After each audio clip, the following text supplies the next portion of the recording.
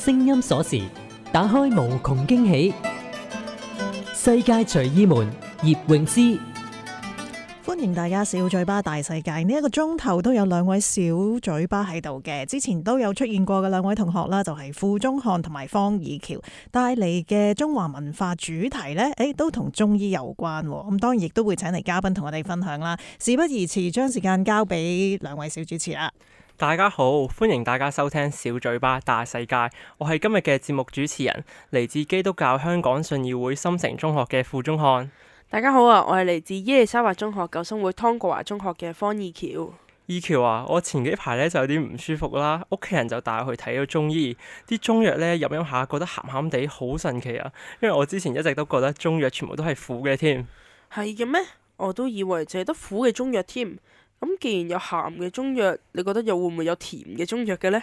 我都好想知啊！中醫歷史悠久，博大精深，其中一定有好多學問啦。不如我哋請陸不治有限公司中醫教育課程顧問暨項目總監、香港註冊中醫師謝志勇中醫師為我哋解答疑惑啦。順便再請教多啲關於中藥食材嘅相關知識啦。你好啊，謝醫師。各位觀眾、兩位主持，大家好。你好啊，謝醫師啊。其實咧，現代人咧就比較偏好睇中醫啦，即係有啲係翻屋企執啲藥材翻屋企煲，而有啲人咧都會中意睇啲西醫，食啲西藥。咁其中咧，我都想問下，其實中藥材同西藥其實主要有啲咩分別呢？咁其實我哋成個中學啊、小學嘅教育入邊咧，我哋接觸得最多嘅一定就係西藥啦。咁啊，我哋讀嘅 science 啊，或者我哋讀嘅物理啊、化學、生物呢一啲嘅科目咧，其實全部都係同一啲西醫為主嘅。係啦，咁其實咧，我哋先了解咗西藥先啦嚇。如果大家都試過傷風感冒頭暈嘅話咧，基本上咧入到去一間西醫診所咧，佢開嘅就係一啲止頭暈藥啊、止咳藥啊、消炎藥等等啦。咁基本上咧，佢就係用一啲殺菌啦，或者係用針對唔同病理嘅方法咧去處方啊。呢個咧係西藥一個最基本嘅理解。但係一講到中藥咧，我諗大家可能都會好多疑問啊，就係到底中藥嘅運作嘅機制到底係點樣嘅咧？咁其實咧，我哋要用中藥咧，唔可以單純淨係睇話佢有咩有效成分啊，或者唔可以淨係睇佢有單純有啲咩功效，我哋仲要睇下佢嘅四氣五味嘅嚇。最簡單講啦，就係有呢個酸苦甘辛鹹啦，同埋寒涼熱溫啦嚇。所以你會見到有陣時咧，譬如話一個人熱氣唔可以食太多生薑，因為生薑咧係比較溫啦、比較燥啦，就唔同西醫咁樣你咳啦就可以食啲止咳藥，或者你發炎就可以食啲消炎藥嚇。咁所以兩者基本上咧係有一個好大嘅分別嘅。咁我哋咁樣知道完啦，就原來西醫同埋中醫咧個分別就係咧，西醫可能係用一種醫學上面去根治啦，而中醫就會從唔同方面啦，例如我哋飲食啊，可能啱先醫師講到話，如果你喺一啲情況下就唔好特別去食生薑啊，咁我就想知啦，中醫藥材有分咁多種，咁我哋應該點樣去分類咧？或者係有冇一啲比較常見嘅分類方式咧？其實你呢個問題都問得相當好，而呢一條問題呢，如果我哋一個中醫學生去答呢，其實我哋都要用一個學期嘅時間呢先至可以讀得到。咁但係最基本啦嚇，其實我哋而家喺坊間接觸到嘅藥材呢，主要有幾種啦嚇。第一種呢，就係一啲解表嘅藥啦嚇，即係而家可能係轉季嘅季節啦嚇，我哋可能會面對一啲傷風咳啊咁樣啦嚇。所謂解表嘅藥係啲咩嚟嘅呢嚇？最簡單嘅例子有麻黃啦、桂枝啦、紫蘇葉等等呢啲嘅例子嚇，可能呢啲我哋都會成日都聽嘅嚇，可能桂枝湯啊、麻黃湯啊呢啲，可能我哋喺唔同嘅藥材鋪入邊，我哋都會有聽過啦嚇。所謂解表嘅意思咧，就係講呢啲傷風感冒嘅病咧，喺我哋人嘅表啊，即係我哋中醫有分表類啦嚇。最簡單理解就係講呢個病邪在表啦嚇。咁我哋食呢啲嘅藥物咧，主要就係希望可以去解表驅邪嚇。咁而第二種咧係一啲補益嘅藥物啦，我諗相信大家啦可能會更加容易聽到，例如可能係啲甘草啊、黨參啊、人參啊呢一類咁樣嘅藥物咧我哋可能身邊啲鄰居啊、伯伯婆婆都成日會煲嚟飲嘅嚇。呢啲可能係講緊補氣啊、補血啊等等嘅藥物咧，其實都幫助我哋啦，可能去填補我哋一啲嘅陰虛啊、陽虛啊、氣虛、血虛等等嘅情況。咁其實呢一啲嘅藥物咧，咁當然啦，要細分咧都可以有好多種，但最基本嘅理解咧，我哋就可以先從個功效啦亦都可以從個季節嘅變化啦，去決定我哋藥物嘅分類，然之後再決定去點樣使用嘅。睇嚟中藥嘅分類都好複雜喎，要用咁多時間去學習。係啊，咁即係正啱啱都提到啦，四氣五味。咁其實我哋呢啲普通人都可能未必認識到咩係四氣五味啦。咁可以用一啲常見嘅中藥材去舉例呢？最基本咧，其實我哋睇四氣五味都要配合我哋人嘅體質啦嚇。其實我哋好多時咧都會聽到一個人話係寒底啊、熱底啊、陰虛啊、氣虛等等啦嚇。咁呢啲名詞係點樣嚟嘅咧？咁就唔係白做嘅嚇。我哋咧都要睇翻佢成個人嘅體質啦。例如最簡單一個人成日講話佢唔夠氣嘅，成日覺得好攰嘅，可能行2步樓梯就喘氣嘅。咁最基本呢啲我哋就叫做氣虛啦。咁如果係氣虛嘅話咧，通常咧我哋會用一啲性味平和啲嘅藥物嚇，我哋咧會嘗試可能係用一啲嘅黨參啊、甘草啊呢一類咧相對平和嘅藥物咧，去幫我哋去補氣啦嚇，亦都可以令到一個人嘅氣可以得以去回復啦嚇。咁而所謂嘅四氣五味，啱啱都有講到嘅，四氣嘅意思就係寒、涼、熱、溫啊。咁啱啱講到，如果一個人譬如可能佢係寒底嘅，咁一定唔可以用啲過寒嘅藥物啦。我哋一定要用翻啲相對溫嘅藥物去填補翻佢嗰個人嘅缺口啦。而調翻轉咯，如果一個人太過熱氣、太過溫燥嘅話咧，咁我哋又唔可以用啲太溫嘅藥物喎。我哋要用翻一啲寒少少嘅藥物去控制翻佢成個人嘅平衡。係啦，咁呢度講四氣啦。咁所謂五味啦，啱啱主持都有講到啦。可能有啲藥物係好苦嘅，有啲藥物可能係甜嘅。咁呢個都根據翻佢嗰個病情啦。例如最簡單我哋講酸苦甘辛鹹甘味嘅藥咧，啱啱講咗甘草啦、紅棗啦，呢啲咁樣嘅藥咧，我哋食落去咧係甜嘅，亦都有可能咧係我哋成日煲湯啊或者食嘢都會用到啦。咁呢一啲咧係相對補益作用比較強啲嘅藥物嚟嘅。咁調翻轉咯，咁有啲藥物可能就啱啱講到有啲苦啦，苦咧就係清熱為主嘅。啱啱你哋所講嘅可能有啲清熱嘅藥物，可能講到可能係黃芩啊，可能係一啲嘅黃柏啊呢一類咁樣嘅藥物咧，係相對寒涼啲嘅咧，就係一啲清熱嘅藥物為主啦。咁有啲藥物咧其實比較特別嘅，例如可能係酸味重啲嘅。最簡單例子講酸棗仁啦，酸棗仁咧呢一隻藥咧就係針對翻而家都市人失眠嘅問題居多嘅，因為酸味咧有一種收引嘅作用啦，可以令到一個人可能佢本身個人比較緊張啲啊，咁就會令到佢瞓覺啊、精神狀態各樣嘢都可以好啲。咁所以實質落到去點樣用咧，都要睇翻個人嘅體質啦，同埋佢嘅病情嘅狀況去決定嘅。睇嚟咧，原來我哋去睇中醫咧，唔單止就係可能睇我哋病情啦，原來仲要可能去睇呢個寒涼熱溫，佢哋嚟互相制衡啦。咁謝醫師我就想知啦，有啲時候咧，中醫咧就會直接俾一啲中藥材你啦，你就可以自己去煲，或者中醫館佢會幫手幫你煲。但係有啲咧就會俾一啲好似火粒咁嘅嘢翻去自己沖嚟飲。咁唔同中藥嘅處理方式咧，對嗰個療效有啲乜嘢唔同嘅影響咧？同埋佢哋其實係有啲乜嘢特色嘅咧？咁呢個其實都係一個好好嘅發現嚟嘅嚇。而事實上咧，即係我哋講緊中醫一直流傳落嚟㗎啦嚇。最典型就係當然係講緊執藥，然之後去煲藥啦。咁但係大家都知道啦，而家都市人嘅生活都好繁忙啊。我哋永遠咧都唔能夠話坐喺個屋企，然之後咧就攞個藥煲咁樣就去煲藥。咁所以咧，其實所謂嘅顆粒沖劑咧，啱啱都講到啦，其實就係一啲嘅煲完嘅藥，然之後咧做一啲嘅濃縮，然之後咧就變成一啲嘅藥粉，好似我哋沖阿華田啊、沖可立克咁樣去飲。咁其實咧係相對係方便咗，係啦。咁所以咧，你話藥物嘅功效會唔會爭好遠咧？咁好老實說，又未必話會爭好遠。咁但係如果係屬於一啲長期病患嘅話咧，咁我哋中醫師多數咧會建議藥者去煲藥嘅，因為你真係煲藥，你個藥渣真係有啲嘅物質走出嚟咧，先至可以真係確保到嗰個湯入邊咧係有佢最原汁原味嘅成分。但顆粒沖劑入邊咧，佢可能會混雜咗好多唔同嘅嘢，例如可能係澱粉啦，去方便佢去保存啦，係啦。咁所以實質係點樣去用咧？咁就要睇翻個病人嘅情況去決定啦。咁睇嚟唔同嘅中藥嘅處理方式咧，都對應緊唔同嘅嗰啲療效啦，令到即係可能適合長期或者短期嘅患者都會有啲唔同嘅。咁好啊，好多謝謝醫師咁為我哋今日分享咗咁多中醫藥食材嘅知識啦，都令我哋知道咗中藥同埋西藥嘅分別係咩啦，亦都明白咗中藥原來都係分為四氣五味㗎。咁我哋而家不如稍為休息下，等陣再請謝醫師翻嚟為我哋分享下中醫藥材同埋功效啦。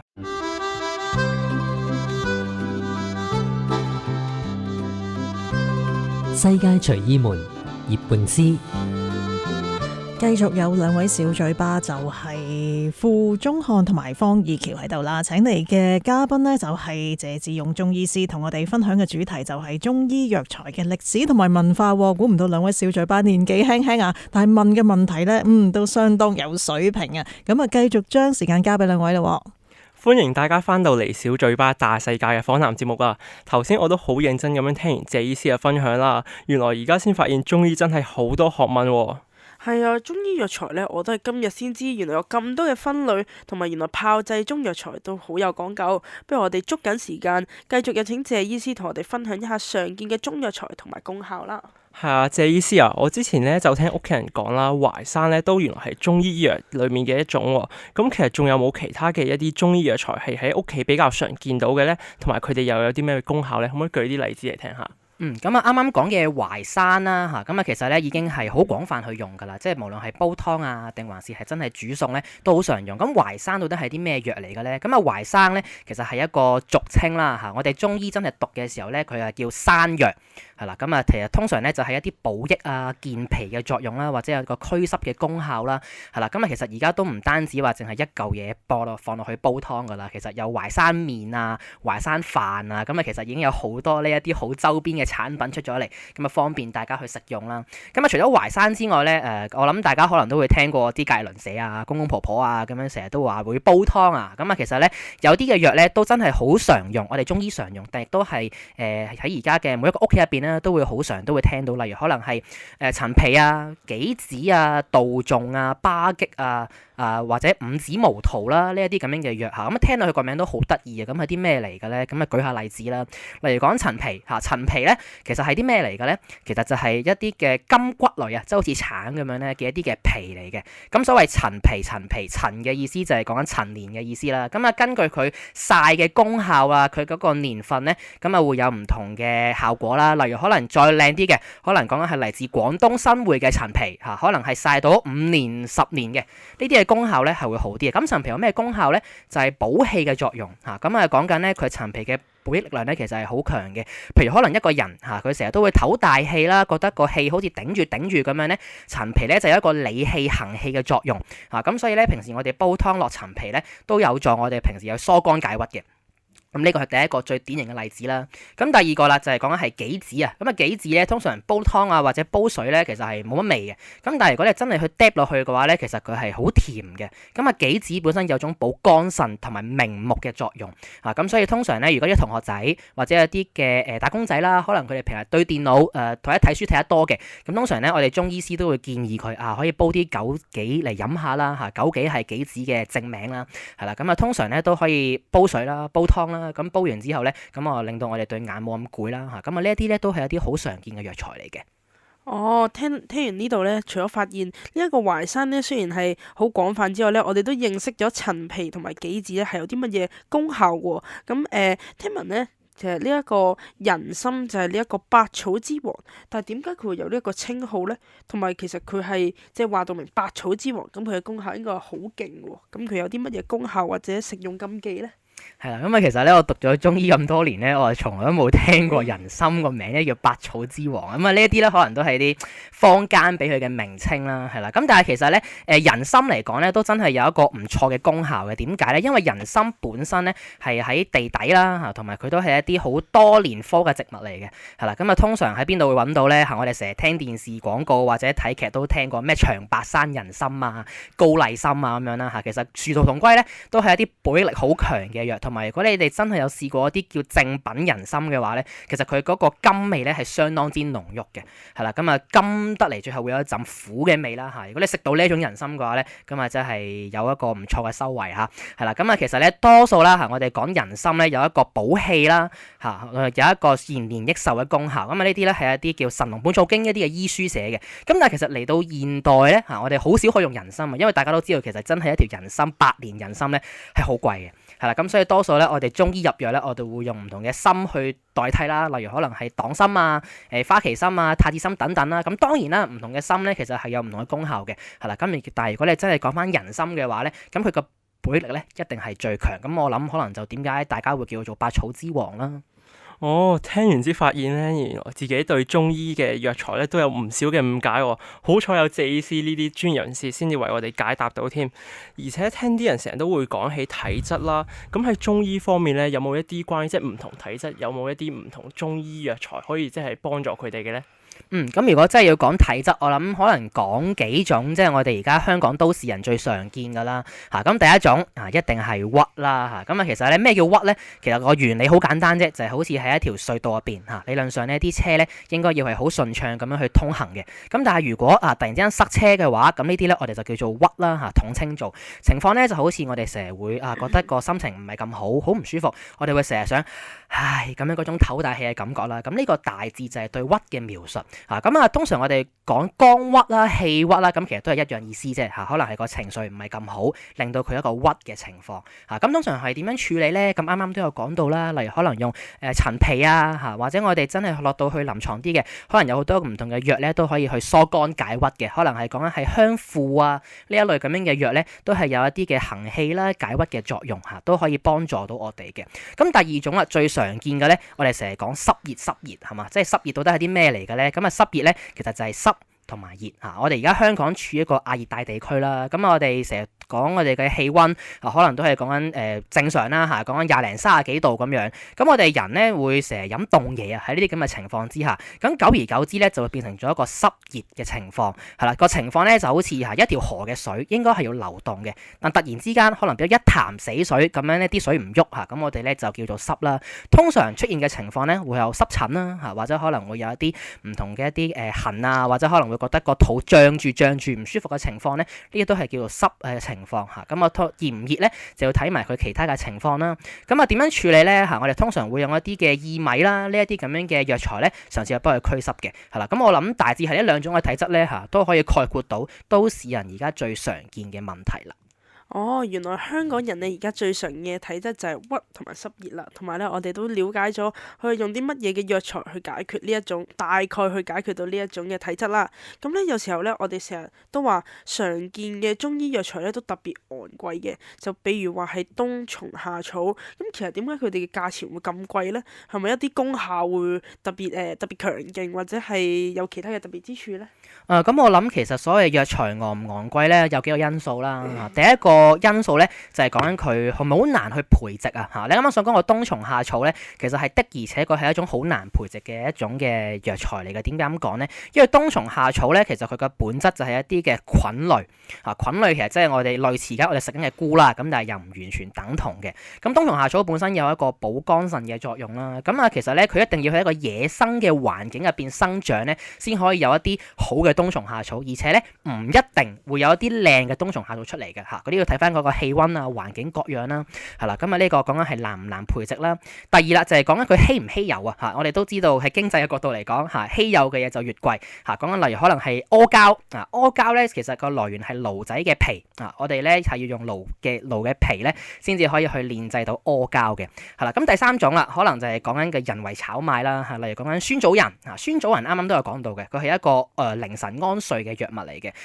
可能佢本身嗰個土地啊、水土啊，令到佢嗰個藥物本身好難產出嘅時候咧，咁我哋作為人我哋想推高個價格，咁我哋就自然會令到啲藥物賣得貴啲咁令到佢難獲得到啲呢個咧，我諗大致可以歸納到點解有啲藥材會零舍貴啦。係啊，聽完謝醫師嘅分享之後咧，先發現原來自己對於中醫藥材都有咁多嘅誤解㗎，所以都好多謝謝醫師啦，為我哋解答咗唔少嘅呢啲中醫藥材嘅一啲唔同嘅功效啦，同埋一啲種類，呢啲知識真係好實用啊！而我哋不如而家休息一陣啦，轉頭我哋再請謝醫師繼續為我哋分享一下中醫藥嘅文化傳承啦。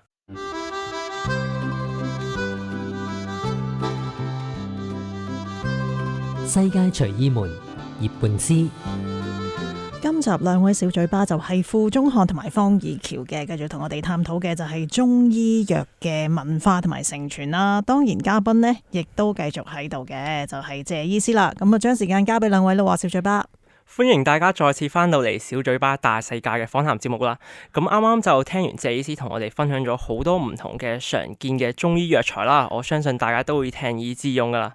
係啊，我都真係覺得好實用啊！翻到去一定要同我哋屋企人一齊分享下。你哋都知啦，香港人呢一排咧都非常注重呢一個身體健康啊，或者係用呢個藥材補身啦。頭先咧都聽咗好多好有趣又有用嘅分享，我又想再請教一下謝醫師關於中藥材嘅文化傳承啦。我都好想了解多啲啊！謝醫師啊，中醫藥嘅書呢，我就淨係聽過《本草綱目》啦。咁請問《本草綱目》呢，同類似呢啲中醫嘅古籍呢，喺對於現代嘅醫學研究有冇啲咩價值呢？咁啊，其實咧所謂嘅醫書啦，咁啊，我哋其實睇中醫嘅本科入邊咧，要讀嘅都好多本啊。啱啱講嘅《本草綱目》咧，都只係其中一本啦。咁我哋講到去中醫最根本嘅理論來源咧，咁啊係一定係《黃帝內經》啊。咁啊係漢朝成書嘅。咁喺漢朝咧，其實都引申咗兩本一本好經典嘅醫書嘅，就係叫《傷寒論》啦，同埋《金匱要略》。咁就係當其時嘅張仲景嚇，我哋中醫會叫做醫聖啦嚇所著嘅。咁啊當然啦，其實對後面咧都有好多唔同嘅書嘅，咁當然誕生出嚟啦。咁啊，《本草綱目》係嚟自明朝李時珍嘅書啦。咁所以你會發覺咧，其實由漢朝去到明朝咧，中間已經有幾千年嘅歷史。咁至於你話啊，對於嗰個現代中醫藥研究有冇啲咩嘅貢獻，或者有冇啲咩嘅幫助咧？咁啊，其實咧有好大嘅幫助嘅。咁但係咧要講呢個現代中醫藥研究嘅時候咧，我哋一定要諗清楚到底嗰個研究方向係啲咩先？我諗第一種就係講緊真係揾出呢個中藥嘅有效成分啦。可能大家都聽過屠呦呦佢咧就係諾貝爾醫學獎嘅得主。咁當其時咧，佢就係喺一個晉朝酒後秘笈方入邊咧嘅一隻中藥叫青蒿，咁佢咧就發現到入邊有隻藥叫青蒿素，咁樣咧就可以去根除呢個瘧疾嘅。咁但係大家要知道嘅咧，就係我哋用有效成分去分析中藥嘅呢件事咧，其實同我哋講中醫傳統理論咧係完全係不相符嘅。點解咧？因為以前嘅人咧，我哋冇顯微鏡我哋都冇一啲所謂嘅現代分析方法，我哋係唔知道入邊有啲咩有效成分，所以我哋講中藥嘅研究咧，即係講現代嘅話咧，我哋講有效成分嘅話咧，佢未必係根據中醫最傳統嘅理論咧去做相關嘅研究嘅。咁所以屠呦呦佢到底攞呢個青蒿素去攞諾貝爾醫學獎，到底係屬於中醫嘅貢獻定係西醫嘅貢獻咧？咁我諗呢一個咧，大家都可以再思考一下。咁但係調翻轉啦，你話真係講緊對於其他嘅研究，例如可能係講緊以前嘅古人佢喺一本醫書入邊寫嘅藥量啊，佢點樣去烹煮啦，點樣去煎製啦？其實呢啲嘅方法咧，喺現代嘅醫學咧都有幫助嘅。例如咧，啱啱我哋講嘅張仲景啦，喺《金匱要略》入邊咧有條方咧好得意嘅，叫當歸生薑羊肉湯大家聽落覺得好好味啊，係咪？好似我哋阿爸阿媽煲嗰啲湯啊。咁但係咧，我哋後世都有諗過就係點解張仲景要用羊肉？點解唔用豬肉、唔用雞肉、唔用其他肉咧？點解一定用羊肉咧？咁所以咧喺後世都做過好多唔同嘅研究，都有試過去揾過唔同臨床嘅病人啦，去對照翻用唔同肉煲出嚟嘅效果，到底係有啲咩唔同？咁所以其實對於我哋唔好講話研究啦對於我哋而家做臨床咧，呢啲嘅醫書仍然有一個好大嘅指導作用嘅，因為個用量點樣開啦，或者佢會唔會將佢變成一啲嘅丸啊，會變成一啲嘅粉啊？其實呢一啲對我哋做臨床研究或者係做臨床工作咧，都好有幫助嘅。聽完謝醫師嘅分享咧，我就發現原來我對呢一個中醫咧，其實真係都有唔少嘅誤解。即係原本我可能覺得《本草綱目》就可能包含晒中醫入邊嘅所有嘢，但係聽完謝醫師嘅分享，我甚至咧就認識咗張仲景呢一個稱為好似係醫聖咁嘅人啦。咁我就再想問啦，啱先都聽到謝醫師分享話咧，呢個中藥材可能會濃縮成肉丸去方便你去食用啦。但係如果佢將呢個可能原本係好多嘅食材濃縮成藥丸咧，佢嘅功效會唔會有所減弱咧？咁其實唔係每一種嘅藥咧都要濃縮成藥丸嘅，我哋都要睇翻嗰個病人嘅情況去決定用唔用丸劑啦。而事實上咧，其實喺現代臨床嚟講咧，都好少用到丸劑嘅。咁但係你話有冇啲嘅藥方係嚟自丸劑嘅咧？咁一定會有嘅。例如我哋最常見啦，都市人食滯我哋會用保和丸保和丸咧，佢入邊有山楂啦、萊菔子啦呢啲等等嘅藥物咧，去幫助我哋咧去化食積嘅。咁點解會用丸咧？我哋中醫相信咧，所謂嘅丸劑啦，其實咧係一嚟咧係可以減輕嗰個藥嘅副作用。第二咧就係丸呢一類咁樣嘅劑型咧，我哋落到去我哋嘅脾胃咧係相對容易咧會容易消化啲嘅。咁調翻轉啦，仲有一種藥物咧，佢即係化做丸劑咧，佢係可以加一啲嘅蜜糖咧去煉做一啲嘅蜜丸嘅，係可以令到我哋咧嗰個一啲嘅慢性病咧係用一個慢慢咧去處理嘅一個嘅方向。例如最常用嘅我哋叫桂枝茯苓丸啦咁呢條都係一啲張仲景嘅方嚟嘅，專係處理一啲可能係子宮肌瘤呢啲咁樣嘅婦科嘅疾病啦咁我哋會用蜜糖去煉做丸咧，就因為係處理一啲嘅慢性病，我哋唔希望咧啲藥材嘅性味太過峻烈嘅話咧，就會傷害到嗰個病人嘅正氣。咁所以我哋就會用一啲嘅蜜糖啦，嘗試去減輕嗰個藥材嘅作用，去令到嗰個病人慢慢食、慢慢食、慢慢食咧，從而去導致一個長期調理嘅效果嘅。哦，原來中醫藥材咧濃縮成藥丸之後都會減少唔少嘅副作用喎，但係都要視乎唔同嘅情況咁樣去食用呢啲藥丸啦。咁其實我都有了解到咧，日本咧就好流行一種咩漢方藥啦。咁其實漢方藥咧又同我哋中醫嘅藥材有冇啲咩分別，或者有冇啲咩關係咧？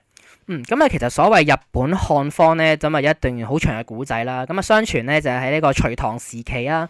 咁啊，當其時咧，其實日本咧係冇自己嘅醫療系統嘅。咁啊，當其時咧都係嚟中國啦，或者中國派人過去啦，咁啊互相學習一啲嘅醫術。因為當其時咧，中醫喺中國咧都係一個好主流嘅醫學體系啦，亦都好興盛啦，係啦。咁所以當其時咧，佢哋都會派人，即係日本都會派人嚟中國啦，咁就去學習一啲嘅醫術。咁當其時亦都會吸收咗一啲當其時高麗即係而家韓國嘅一啲嘅醫術啦。咁啊，其實咧，我哋去到一啲日本嘅藥妝店啦，呢啲可能我哋去旅行嘅時候都一定會去嘅地方嚟嘅。我哋會買啲咩藥咧？會買小柴胡湯啦，會買葛根湯啦，會買桂枝湯啦。咁啊，呢一啲其實咧 exactly 就係我哋平時中醫會開嘅方嚟嘅，亦都係我哋啱啱想講金匱要律啦、傷寒論入邊一啲嘅古方嚟嘅。咁所以你話到底日本漢醫佢用嘅藥同中藥本身有冇啲咩大嘅分別咧？咁好坦白講就真係冇嘅。咁但係你話真係講個最根本啦，漢方同中醫有啲咩分別咧？咁啊真係講到去日本呢個明治維新嘅時期啦。咁當其時咧就掀起咗一個熱潮啊，叫做廢醫傳藥。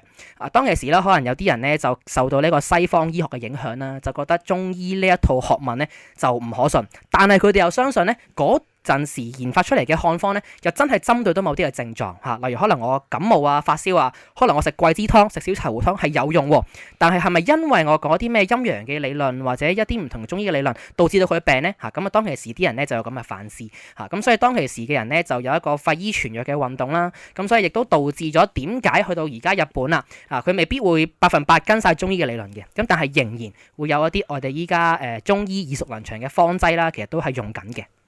哦，原來日本嘅漢方藥咧，雖然喺呢一個藥材方面同我哋本地嘅中醫藥材咧都係大同小異，但係因為佢哋以前嘅一個運動啦，所以令到佢哋喺理論嘅方面可能都唔相信我哋而家本地嘅呢一套啦。咁好啊，非常多謝謝醫師。咁我哋今日時間都差唔多啦，非常感謝謝醫師咧，今日同我哋分享咗咁多關於中醫藥材嘅知識啦。咁今日嘅節目就嚟到呢度啦，大家下星期同樣時間記得繼續收聽我哋嘅小嘴巴大世界啦。拜拜。